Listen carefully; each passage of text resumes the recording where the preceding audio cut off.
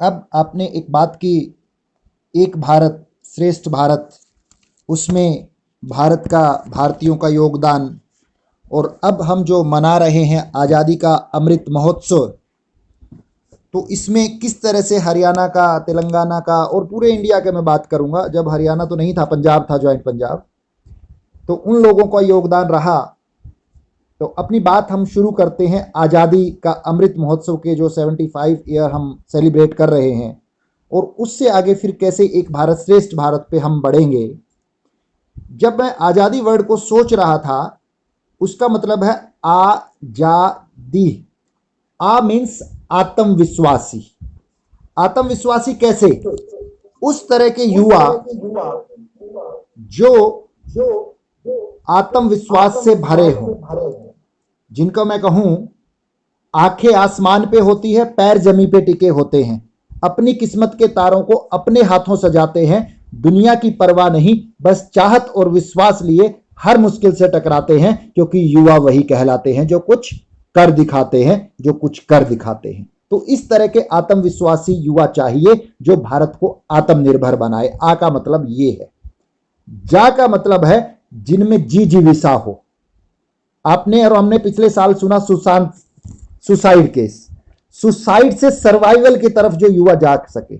मैं एसक्यू की बात नहीं कर रहा, ईक्यू की बात नहीं कर रहा, आईक्यू की बात नहीं कर रहा, लेकिन वो युवा चाहिए जिसमें ए क्यू हो। ए क्यू क्या क्या होता है, जिसको हम बोलते हैं एडवर्सिटी कोशेंट, विपरीत परिस्थितियों में भी जी जीविसा रखे। जय का मतलब ये है। और दय का मतलब है दायित्व का बोध, जिसमें दरिया दिली हो, मैं से ऊपर उठे, जो राष्ट्रवाद अपने आप हो जाएगा अगर मैं उस मैं से ऊपर उठ जाए, हम भावना पे आ जाए। ये है आजादी का मतलब। जहां स्नेह, सहयोग, समर्पण, सहनशीलता, संवेदनशीलता बढ़ेगी, वहां प्रेम अमृत बरसेगा, और फिर वही होगा अमृत महोत्सव, जिसको हम आजादी का अमृत महोत्सव बोल रहे हैं। युवाओं को ज्यादा जानकारी नहीं है हमारे इतिहास की, किस तरह की कुर्बानियां हमारे वीर वीरांगनाओं ने दी। उनकी तरफ से मैं बोल रहा हूं, उन्होंने तो अपना सर्वस्व न्यौछावर कर दिया। हमने तो अपना खून पसीना मिला दिया, हमने तो अपना खून पसीना मिला दिया। अब बारी है, अब बारिशों में लिखेगी मुकद्दर जहां का। अब मुकद्दर जहां का लिखने की बारी हम युवा साथियों की है। हम याद करें किन भावों ने प्रेरित किया होगा उस तरुणाई अवस्था में, जिन्होंने देश के लिए बलिदान दे दिया। खुदीराम बोस जिनकी उम्र 19 साल थी, भगत सुखदेव राजगुरु जिनकी उम्र 23 साल थी, राजेंद्र लाहिड़ी जिनकी उम्र 26 साल थी, अशफाक उल्लाह जिसकी उम्र 26 साल थी, राम प्रसाद बिस्मिल और सावरकर जिन्होंने काली काल कोठरी में जवानी खपा दी। तो कितने ही नाम मैं ले सकता हूं पूरे भारतवर्ष। तो उन युवाओं की प्रेरणा है हमारे भीतर। एक भारत श्रेष्ठ भारत तब होगा, भारत में तो हम बसते हैं सर, लेकिन भारतीयता हमारे दिलों में बसे, तब एक भारत श्रेष्ठ भारत की बात करेंगे। ये आजाद भारत वैसे ही नहीं बना। जो मैंने नाम लिए और अनगिनत हमारे हीरो हैं जो आजादी के मतवाले हैं, वीर वीरांगनाओं का त्याग था, बलिदान था, शहीदों की शहादत थी, जिसके कारण ये हमारा भारत आज, जिसमें हम खुली हवा में सांस ले रहे हैं।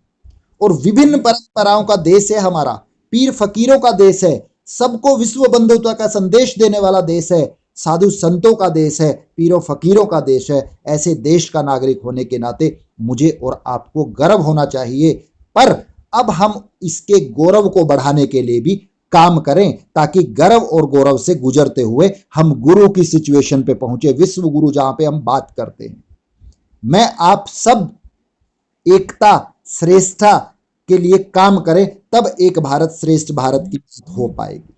देश में सद्भावना, भाईचारा, एकता, अखंडता बने। हम, क्योंकि हम क्या करते हैं, हम बांट देते हैं जाति के आधार पे, धर्म के आधार पे, भाषा के आधार पे, मेरा प्रांत, तेरा प्रांत, पता नहीं कितने आधार पे हम बट जाते हैं। सर, हम एक उसी दिन होते हैं जिस दिन भारत का मैच क्रिकेट में पाकिस्तान के साथ होता है, उस दिन तो मैं भारतीय हूं, अदरवाइज मैं पंजाबी हूं, गुजराती हूं, मराठी हूं, हरियाणवी हूं। पता नहीं कितने आधार पे हम बट जाते हैं। मैं एक मुंबई के प्रोग्राम में बोल रहा था, जब एक बार आया कि महाराष्ट्र में मराठे रहेंगे, गुजरात में गुजराती रहेंगे, पंजाब में पंजाबी रहेंगे। मैं मुंबई के प्रोग्राम में पूछ रहा था, अगर गुजरात में गुजराती रहेंगे, महाराष्ट्र में मराठे रहेंगे, पंजाब में पंजाबी रहेंगे, मेरे सवाल का जवाब दे दीजिए, हिंदुस्तानी कहाँ रहेंगे?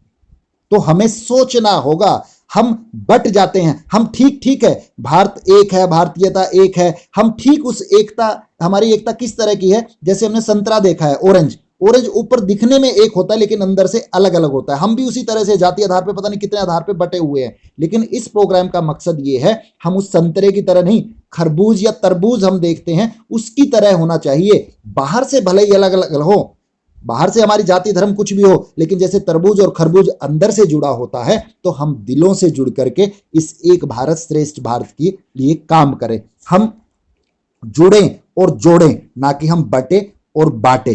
क्योंकि शहीदों के सपने पूरे करने पर विचार ही नहीं, उन पे चलने का भी प्रयास करना होगा। जाति धर्म से ऊपर उठना होगा। हमारा मकसद एकता से श्रेष्ठता होना चाहिए। क्यों? क्योंकि मेरा धर्म सर कुछ हो सकता है, आपका धर्म कुछ हो सकता है, जाति कुछ हो सकती है, उससे कोई फर्क नहीं पड़ा। लेकिन मकसद क्या है? इस भारत को सर्वश्रेष्ठ बनाना। अब सर्वश्रेष्ठ कब बनेगा? पहले एक बनेगा, एक बनकर के फिर श्रेष्ठ बनेगा। तो मेरा और सबका, हमारी भावना यही होनी चाहिए कि वन के पंछी है अनेकों, वन के पंछी है अनेकों, पर सबका ठिकाना एक है। वहीं पे आके बैठते हैं, अलग अलग पक्षी होते हैं, अलग अलग आवाज होती है, कलर होता है, साइज होता है, लेकिन उसी पेड़ पे आकर के बैठते हैं कि वन के पंछी अनेकों पर ठिकाना एक है। सबकी भाषा अलग अलग पर तराना एक है, और यदि दिल में हो प्यार सारा जमाना एक है। हम शिकारी भिन्न भिन्न, हमारी जाति धर्म कुछ भी हो सकते हैं सर, काम कुछ भी हो सकता है, हम शिकारी भिन्न भिन्न, लेकिन निशाना एक है। और निशाना क्या है? इस राष्ट्र को सर्वोपरि बनाना। तो इसके लिए हमें युवाओं को, जो युवा है, उस युवा का देश में विश्वास जगाना पड़ेगा। हमें उन युवाओं के माध्यम से देश को विश्वास दिलाना पड़ेगा कि हम ही हैं, हमारी ही शक्ति है जो देश को आगे ले जाएंगे। अब फैसला युवाओं ने करना है, आगे ले जाने के लिए काम करना है, पीछे रखने के लिए काम करना है। हमने आग लगाने के लिए काम करना है या बाग लगाने के लिए काम करना है? आग का मतलब नेगेटिव काम और बाग का मतलब पॉजिटिव काम। ये मैं क्यों कह रहा हूं? क्योंकि एटीट्यूड मैटर करता है। मैं एक छोटी सी कहानी आपको बता रहा हूं। एक छोटी सी चिड़िया पास के तालाब से जब जंगल में आग लगी और वो चोंच से बूंद बूंद करके पानी डाल रही थी, पॉजिटिव एटीट्यूड। लेकिन नकारात्मक कौवा, नेगेटिव एटीट्यूड का कौवा, वो सब कुछ देख रहा था। उसने कहा, चिड़िया बहन, जो तू ये बूंद, दो दो बूंद डाल रही है, तेरी बूंद से कौन सा जंगल की आग बुझ पाएगी? चिड़िया का जवाब हम सबके लिए सुनने वाला था। चिड़िया ने कहा, कौवे भाई, मैं मानती हूं, जानती हूं, इस चोंच की बूंद से आग नहीं बुझ पाएगी, लेकिन एक बात याद रखना, जब भी जंगल के का इतिहास लिखा जाएगा, मेरा नाम आग लगाने वालों में नहीं, आग बुझाने वालों में आएगा। तो हमारा रवैया क्या हो इस राष्ट्र के प्रति? तो राष्ट्रवाद तो हो, लेकिन ये जातिवाद, धर्मवाद, भाई भतीजावाद ना हो। एकजुटता तो हो, लेकिन एक गुट, ये तेरा गुट, ये मेरा गुट, वो ना हो। हम वाद की बात नहीं, राष्ट्रवाद की बात करें। क्यों? मैं क्यों कह रहा हूं? क्योंकि राष्ट्रवाद होगा पर नहीं होगा जातिवाद, राष्ट्रवाद होगा पर नहीं होगा जातिवाद। जातिवाद मिट जाएगा, ऐसी गंध बन जाएंगे। मैं युवाओं से आह्वान कर रहा हूं, जातिवाद मिट जाएगा, ऐसी गंध बन जाएंगे। राष्ट्र की अखंडता पर जब लगे प्रश्न चिन्ह, देश के युवा विवेकानंद भगत सिंह बन जाएंगे, देश के युवा विवेकानंद भगत सिंह बन जाएंगे। तो इस तरह का रोल हमें अदा करने की जरूरत है। आज शहादत देने की जरूरत नहीं है, सिर्फ हम अपना जो कर्तव्य है उसको ठीक तरह से पालन कर ले। तो श्रेष्ठ के लिए सबसे पहले हमें एक होना होगा। क्योंकि हमसे अच्छे, तो मैं कई बार सोचता हूं, हम तो पता नहीं, मैंने कहा जाति आधार पे, धर्म आधार पे बट जाते हैं। हमसे अच्छे तो परिंदे हैं, कभी मस्जिद पे बैठते हैं, कभी मंदिर पे बैठते हैं। तो हमें सद्भावना लानी होगी एकता के लिए। सद्भावना कब आएगी? जब हमारी सोच बदलेगी। सोच बदलेगी तो सितारे बदलेंगे, हम बदलेंगे तो देश बदलेगा, समाज बदलेगा। तो हम मसले, मनमुटाव, शिकवे, शिकायत, ये सारी चीजें हमें भुलानी होगी। और मेरे देश की पूरी तकदीर ही बदल जाए, मेरे देश की पूरी तकदीर ही बदल जाए अगर हर हिंदू विवेकानंद और हर मुस्लिम कलाम हो जाए। तो हम जुड़े आपस में, और जुड़ने का मतलब है मुट्ठी बंद होती है तो वो ताकत है, और मुट्ठी खुल जाती है तो ताकत नहीं है। तो हमें जुड़ना होगा। और नाव जैसे होती है ना सर, अगर नाव के फट्टों को आप निकाल दो, प्लैंक्स को, वो नाव नहीं, कहीं भी नहीं पहुंचेगी। तो कहीं पहुंचने के लिए हमें जुड़ना पड़ेगा, अपने स्वभाव को बदलना पड़ेगा, अपने मिजाज को बदलना पड़ेगा। और मैं हर युवा से आह्वान करता हूं कि अगर युवा अपने दिल को दूसरों के दिल से, अपनी आंखों को आंखों से और हाथ को हाथों से और मिजाज को मिजाज से और इरादों को इरादों से मिला ले तो कोई भी लक्ष्य बड़ा नहीं है। तो हमें इन मन मुटाव, मसले, शिकवे, शिकायत, इनसे दूर हट करके हमें जुड़ना होगा, क्योंकि मसले सुलझाए बिना हम आगे नहीं बढ़ सकते, हम एकता की बात नहीं कर सकते।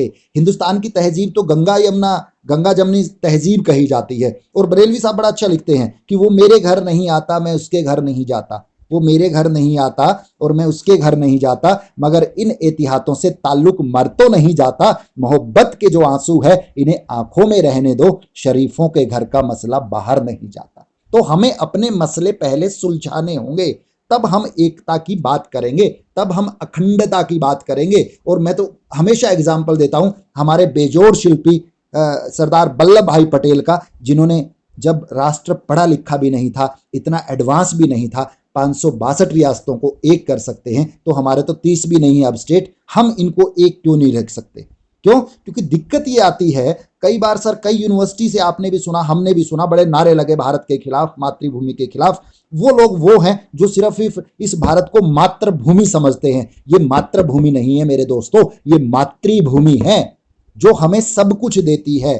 तो इस मातृभूमि का मतलब, भारत का मतलब देश नहीं है, इसका मतलब संस्कृति है, विरासत है, राष्ट्रीय अस्मिता है हमारी। तो हम सारे लालच, लोभ, स्वार्थ उनको छोड़ करके हम एक होकर के अपना रोल अदा करें। रोल क्या है? क्योंकि हर एक का अपना रोल है सर, आप अपना रोल कर रहे हैं, मैं अपना रोल कर रहा हूं, सारे लोग अपना रोल कर रहे हैं। तो सीमा पर अगर जवान है, खेत में किसान है, तो समाज में नौजवान भी अपना रोल अदा करे। तभी बूंद बूंद से कहते हैं ना सागर भरता है, कि सब जब थोड़ा थोड़ा करेंगे तभी देश आगे बढ़ेगा। और ऐसा मैं इसलिए कह रहा हूं क्योंकि जवानी या यूथ बड़ा जरूरी है किसी भी देश के लिए। और हमारा तो 65% से ज्यादा आबादी युवाओं की है। तो इंसान बेहोश होता है तो पानी की जरूरत पड़ती है, और जब देश में प्रॉब्लम होती है तो जवानी की जरूरत होती है। तो इस मुर्दा पड़े समाज में प्राण फूंकने के लिए हमें मुर्दा घर में जाने के, मुर्दा हमारा जन्म इसलिए नहीं कि हम मुर्दों को ले जाकर के शमशान में फूके, बल्कि जो मुर्दा पड़ चुका समाज है, उस मुर्दा पड़े समाज में हम कैसे प्राण फूंक सकते हैं, वो हमें सोचना है। मुर्दा पड़े समाज का मतलब है समाज में जो बुराइयां हैं। अब हमने स्वच्छता अभियान चलाया, हम क्यों भारतीय मेट्रो में अलग बिहेव करते हैं और इंडियन रेलवे में अलग बिहेव करते हैं? वही भारतीय। तो स्वच्छता इतना बड़ा मुद्दा नहीं है, हमने अपनी जिम्मेवारी नहीं समझी। बेटी बचाओ बेटी पढ़ाओ, बहुत सारे मुद्दे हैं। नोटबंदी, अब नोटबंदी से बड़ा हाहाकार मचा सर। मुंबई के एक प्रोग्राम में मैं बोल रहा था, अगर आप ईमानदार हैं आपको फर्क नहीं पड़ना चाहिए, और बेईमान है आपको फर्क पड़ना चाहिए। तो मैं उस दिन कह रहा था कि नोट बदलने से ज्यादा फर्क नहीं पड़ने वाला। नोटबंदी तो बहाना है साहेब, बदलना तो इंसान को था। अगर कुछ लोग बेईमान ना होते तो इतने लोग परेशान ना होते। तो नोटबंदी से कुछ नहीं होगा, इंसान को इंसानियत जो बदलनी होगी और सबको रोल करना होगा। हमें जो अंत्योदय का कंसेप्ट, अंत्योदय क्या है कि हम अंतिम आदमी जो जिसको सुविधाएं नहीं मिल रही, उसको हम कैसे पहुंच सकते हैं अपनी सेवा भावना से। तो जरूरी है हम मैं छोटी सी कहानी बताता हूं। जंगल में एक आश्रम था, तो उस आश्रम के में गुरु जी के पास कुछ शिष्य आए। तो उन्होंने कहा कि एक शिष्य था, उसको कहा कि तू कल जंगल में जाना और कुछ आवाज सुनो ना, आवाज सुनना, फिर बताना, फिर तेरी पढ़ाई शुरू करेंगे। तो वो आता है पहले दिन, गुरु जी मैंने आज जंगल में शेर की, चीते की, भालू की, इनकी आवाज सुनी। कहता नहीं अभी तेरी पढ़ाई शुरू नहीं होगी, दोबारा फिर जाना। दूसरे दिन जाता है, वो कहता है गुरुजी आज मैंने बिल्ली की, बंदर की और जो छोटे छोटे जानवर हैं उनकी आवाज सुनी। कहता नहीं तेरी पढ़ाई पूरी नहीं, अभी शुरू नहीं होगी, कल फिर जाना। अगले दिन जाता है, कहता है गुरुजी आज मैंने जो छोटी छोटी कीड़ियां, मक्खियां, झींगे, छोटे छोटे जो जीव होते हैं उनकी आवाज भी सुनी। गुरुजी कहते हैं अब आपकी पढ़ाई शुरू होगी, क्योंकि आपने जो सेंसिटिविटी, मैं ये कहानी क्यों सुना रहा हूं कि छोटे से छोटा अंतिम आदमी वहां तक अगर युवा पहुंचे तो वो जरूरी है। तो वो हमारे जो मैं कहूं अंत्योदय तक पहुंचना हमारा लक्ष्य होना चाहिए। और मेरे जो मैं कहूं एक भारत श्रेष्ठ भारत तभी निर्माण होगा जब हम हर एक का सोचेंगे, हमारी सोच में बदलाव लेके आएंगे। सर सोच में बदलाव बड़ा जरूरी है। अभी योगा डे था, अनुलोम विलोम की बात हो रही थी, मैंने कहा अनुलोम विलोम जरूरी है, लेकिन सांसों के अनुलोम विलोम के साथ आपके विचारों का अनुलोम विलोम बड़ा जरूरी है, कि पॉजिटिव विचार अंदर जाए और नेगेटिव विचार बाहर आए। तभी हम अगर ये अनुलोम विलोम विचारों का भी करेंगे और अगर हम सारे मिलकर के साथ देंगे, तब जितनी भी मुहिम है सरकार की मुहिम बेसिकली वो देश के लिए है। राष्ट्र के लिए है, चाहे वो डिजिटल इंडिया हो, मेक इन इंडिया हो, स्किल इंडिया हो, तभी वो हम आगे बढ़ पाएंगे जब हम इन सारी मुहिम के युवाओं को साथ, युवा इसके साथ जुड़ेंगे। तो हम सबका मकसद यही होना चाहिए कि श्वास श्वास में विश्वास जगाएंगे, हम सब मिलकर भारत को एक बनाएंगे, श्रेष्ठ बनाएंगे। लेकिन उसके लिए युवाओं से मैं आह्वान करता हूं, दो चीजें आप ध्यान रखना, दो सह बोलता हूं उसको, सावधानी और सेवा। सावधानी रखनी है आपने, और सेवा क्या है, जो गीता में कहा है कर्मण्यवादी का रस्ते वाला, कि कर्म किए जा, फल की इच्छा मत कर। लेकिन उसके साथ साथ जोश भी होना चाहिए। जोश क्या है मेरा, JOSH। जे मीन्स जिम्मेदारी समझे, O मीन्स ऊर्जा के साथ काम करे, S मीन्स समझदारी, और H मीन होश के साथ काम करे। अगर आप जोश के साथ काम करेंगे तो आप स्मार्ट युवा बनेंगे। स्मार्ट युवा क्या होता है, SMART। S means sensitive, M means motivated, A means alert, R means जिसको हम बोलते हैं रिस्पॉन्सिबल, और T मीन्स जो आज हम कह रहे हैं टेक्नोलॉजी या टेक्नो सेवी और टैलेंटेड। अगर ऐसा युवा होगा, मैं कह सकता हूं प्रयागराज जाने की जरूरत नहीं है त्रिवेणी के लिए, त्रिवेणी युवाओं में प्रवाहित हो। त्रिवेणी क्या है, पुरुषार्थ, परमार्थ और सेवार्थ। ये त्रिवेणी अगर युवा में आ जाए तो आजादी का अमृत महोत्सव तब होगा। क्योंकि मानव जो 3 माह है ना, बड़े दुर्लभ हैं वो सर। 3 माह क्या है, मनुष्यता, महापुरुष और मोक्ष। मनुष्यता क्या है, बेसिकली मैं उसको कहता हूं इंसानियत। तो ये जरूरी है हम में इंसानियत आए। इंसानियत का मतलब हम इंसान तो हैं, लेकिन वो गुण आए युवाओं में, वो जरूरी है। और 7 सह का मंत्र याद रखना एक भारत श्रेष्ठ भारत के लिए। 7 सह क्या है मेरे, आपकी सजगता, सक्षमता, स्पष्टता, समर्पण, संघर्ष, सक्रियता और संवेदनशीलता। लेकिन 3 सह के साथ काम करना है आपने, संकल्प के साथ, सामर्थ्य जितना है, और पूरे समर्पण भाव के साथ।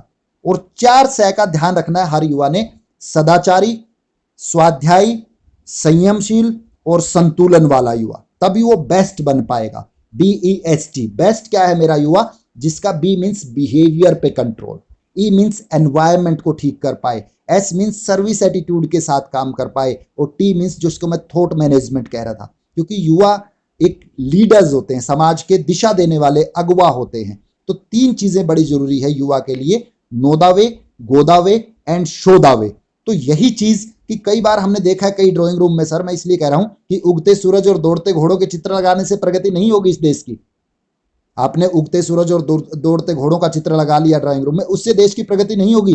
प्रगति के लिए युवाओं को सूर्योदय से पहले उठकर घोड़ों के समान मेहनत करनी होगी, तब देश आगे बढ़ेगा। और इसमें मैंने कहा था कि युवा ठीक है आज उस मुकाम पे नहीं है जहां वो दे पाए, लेकिन मैं उम्मीद यही करता हूं उस मुकाम पर पहुंचे और वो युवा इस राष्ट्र के लिए सूरज के समान रोशनी देने वाले बने। कि एक हृदय ऐसा भी होगा जिसके धीरज हम होंगे, एक सरोवर ऐसा भी होगा जिसके नीरज हम होंगे। माना उजियाली रातों के टिमटिमाते तारे हैं, लेकिन एक दिन ऐसा भी होगा जिसके सूरज हम होंगे। तो सूरज बनकर उजियारा फैला पाए ऐसे युवा हमने तैयार करने हैं। तो मैं तक सीमित ना रहूं, हम करते मेरा घर, हम मोहल्ले तक भी नहीं पहुंच पाते तो समाज तक और राष्ट्र तक कैसे पहुंचेंगे, एकात्मकता का सूत्र तक कैसे पहुंचेंगे। तो हमें आज लड़ना होगा, हमें समर्थ चेतना के साथ। लेकिन लड़ना किससे है, राजनीतिक भ्रष्टाचार से, समाज में अनाचार से, समाज में अत्याचार से, धार्मिक जगत के दुराचार से, इन बुराइयों से लड़ना होगा। लेकिन इसके लिए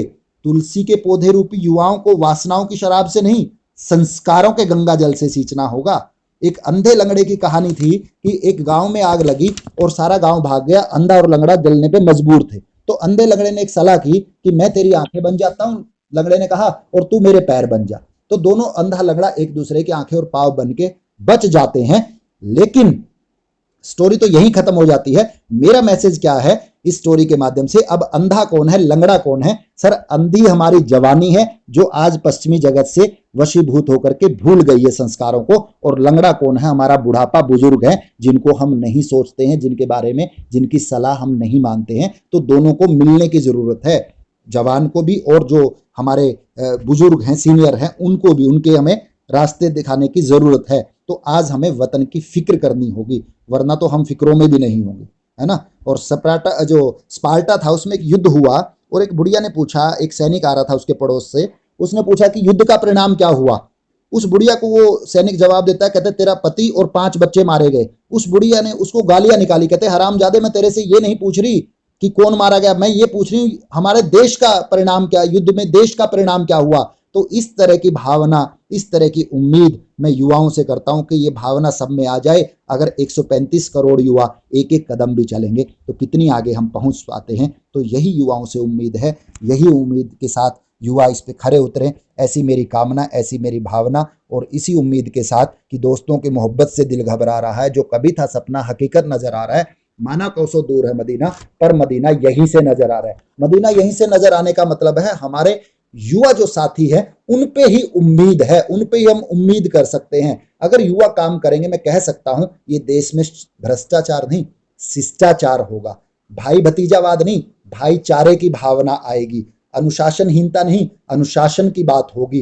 एक मेरा गुट आपका गुट, उसकी अलग अलग गुट की नहीं, एकजुटता की बात होगी। वो बहिष्कारी नहीं, स्वीकारी बनेंगे। वो कहीं ना कहीं चरित्रहीन नहीं, चरित्रवान बनेंगे। तो विद दीज वर्ड्स, आपने बुलाया, आपका आभार। और फिर कभी ऐसा आयोजन होगा, फिर मिलेंगे। इन्हीं शब्दों के साथ मैं भी अपने आप को युवा मान लेता हूं सर, युवाओं के बीच में आकर के, कि चिरागों को आंखों में महफूज रखना, बड़ी दूर ही दूर तक रात होगी। हम भी मुसाफिर, तुम भी मुसाफिर, किसी ना किसी मोड़ पे फिर मुलाकात होगी। और इसी कड़ी में मैं धन्यवाद करना चाहूंगा हमारे बहुत सीनियर साथी, जिनसे हम दिशा प्रेरणा लेते हैं। साहने साहब एनएसएस के हमारे पूर्व अधिकारी, जिनकी प्रेरणा और आशीर्वाद से हम बहुत सारे प्रोग्राम, बहुत सारे कार्यक्रम करते हैं। बाला लखेंद्र जी जो बीएचयू से जुड़े हुए हैं, डॉक्टर रंजीत कुमार सिंह जी जो हमारे झारखंड से जुड़े हुए हैं। तो बहुत सारे साथी हमारे एनएसएस के सीनियर साथी इस प्रोग्राम में जुड़े हुए हैं। तो मैं उनका भी आभारी हूँ। और जो हमारे अन्य जो वॉलेंटियर्स पूरे देश भर से और हमारी यूनिवर्सिटी से जुड़े, मैं उनका भी बहुत बहुत आभारी हूँ कि आपने सुना, मौका दिया। तो मैं इन्हीं शब्दों के साथ कि जितने भी दुख मेरे जीवन में आए हैं, इसी कामना के साथ कि वो जीवन में आपके एक भी दुख ना आए, और जितने मेरे जीवन में सुख आए हैं वो सभी सुख आपको मिले। Thank you sir, thank you, thank you.